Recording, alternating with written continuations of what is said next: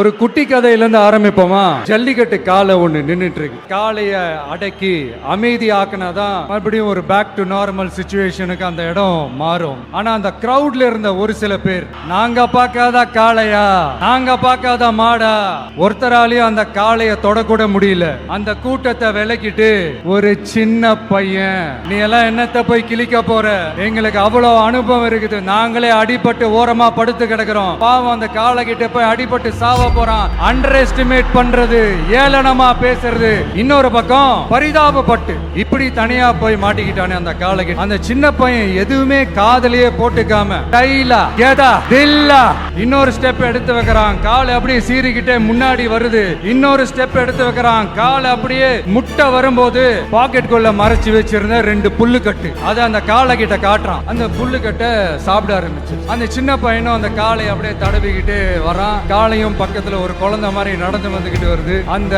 அடிபட்டு கிடந்த அந்த அனுபவசாலிங்க தலைய தொங்க போட்டு நின்னுட்டு இருக்கிறாங்க.